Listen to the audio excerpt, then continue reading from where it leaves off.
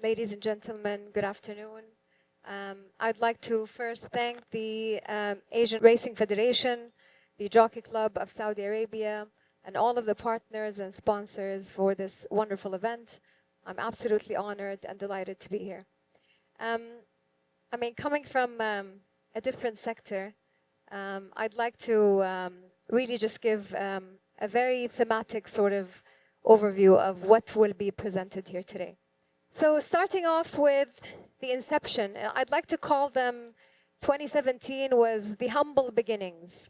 We started with just a handful of teams, very small number of players, laying the foundation for esports in Saudi Arabia.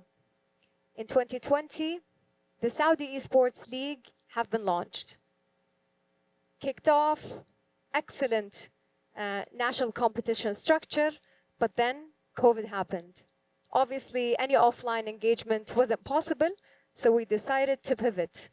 Pivoting wasn't easy, but then we thought about an exciting idea to engage the local and global community online by creating this exciting, let's say, event that was called Gamers Without Borders. Obviously, with the global pandemic, all of the events have slowed down, but the community adapted and sort of growed virtually. We saw huge interest and demand. 2022, 2023, we launched our first on-the-ground, offline, state-of-the-art event, which is basically called Gamers 8, now evolved to become the Esports World Cup.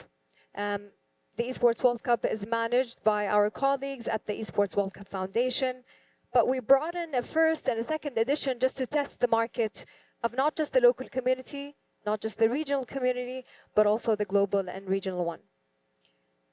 In 2022, the Kingdom really saw a global demand. So they've launched the gaming and esports strategy, which was the first of its kind globally dedicated national strategy, reinforcing the Kingdom's leadership role in this sector. In 2025, obviously with our league being launched in 2020, we've created a dedicated women's league, becoming one of the very few countries in the world having such league with a national source of pride and inclusion. Now, the Federation really acts as the governing body, enabling and incubating.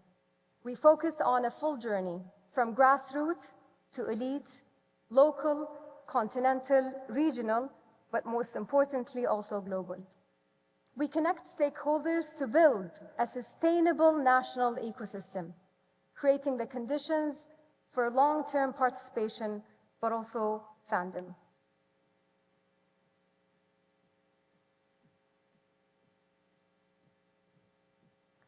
Our impact to numbers. We have very clear, structured pathways for players' progression, supporting the ecosystem from professional clubs, teams, players, adjacent professions like commentators, referees, and all of the relevant financiers, legal and whatnot. Saudi talent competing, as I mentioned earlier, locally, regionally, but also globally on different stages, and fans connect with journeys and stories, not just results. You see the numbers here.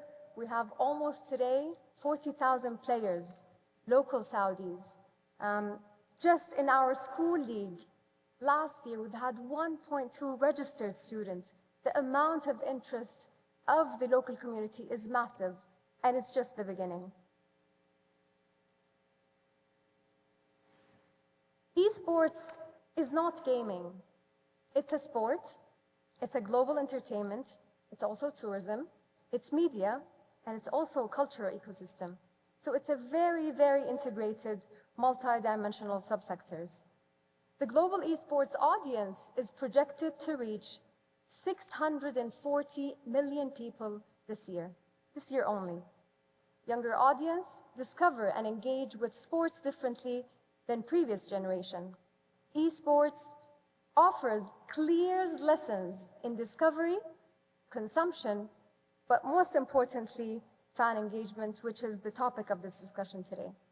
Saudi Arabia is a powerful case study for rapid ecosystem growth, and scale. Now, a lot of people ask, what is esports? How is it different from someone who holds their phone and plays casual Candy Crush at house?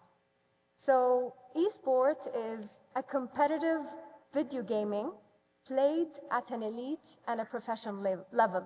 So think about younger generation sitting on a stage and then competing on Call of Duty or PUBG Mobile or League of Legends, any of these titles that are played globally for a specific prize pool.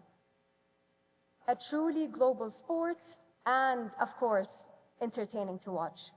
The audience scale, 322.7 million occasional viewers, but 318 million dedicated fans. We have a full ecosystem including players, teams, publishers and leagues, events, broadcasters, digital platforms, all we call absolutely important partners.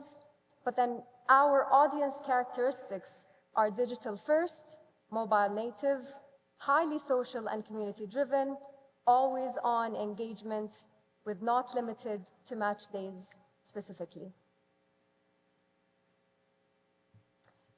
Here, we really showcase the simple audience distribution and demographics.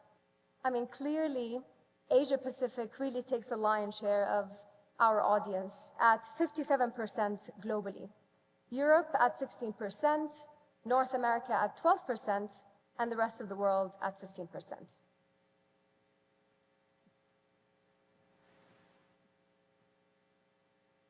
Now, esports is a fan-first sport. It is one of the fastest growing sports ecosystem globally. It attracts younger audiences many traditional sports struggle to reach. The success is driven by engagement, not just broadcasting. The traditional sort of linear TV we see in other platforms or very basic online medium. Esports and gaming is expected to contribute to the kingdom 13.3 billion to Saudi Arabia's economy by 2030. This is the impact of having a compass, which is the national gaming and esports strategy. Strong alignment with Vision 2030 pillars and priorities, focusing on youth engagement and empowerment, digital economy development, entertainment and quality of life, and most importantly, of course, tourism. The national gaming and esports strategy has 8 value chain pillars, 26 strategic plays, 86 initiatives, all cascaded across government, private sector entities, which very specific budgets and timeline that are very closely followed up on by top leadership. This positions Saudi Arabia to be a global hub and a center of the game for esports and gaming. The core message here, esports is definitely a long-term national investment and not just a short-term trend. As I mentioned earlier, we have a very comprehensive structure at the Saudi Esports Federation. Players' development pathways starts from schools, universities, leading up to our league. The National League is almost all year round, offering tournaments with multiple titles with the support of our, obviously, partners from different publishers. We have national club support programs, whether it is stemming from the national strategy or with the support of the Ministry of Sport. We have international competitions, continental competitions, and of course, international ones such as the Esports World Cup, whether for clubs or for nations.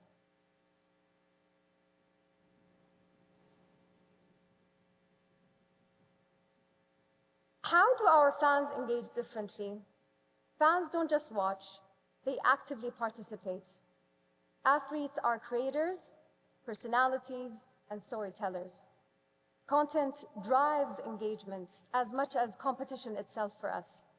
Community spaces are as important as the live event itself. And last but not least, to conclude, platforms here are dynamic. Many offer rather reliance not just on the broadcast or one specific broadcasting opportunity, but multiple ones. We have strong integration with creators, with focus on community first. We have an opportunity here that's big for not just racing as a sport, but younger fans really discover sport online before watching it live.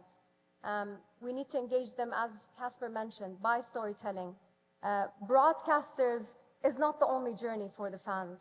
Engagement really builds long-term loyalty and relevance, personalization, and really making sure that they are part of the journey that you're creating. We've noticed that in esports, it really creates that space for fandom where really experience can be cultivated beyond the event itself. Thank you so much, and I hope my presentation was useful.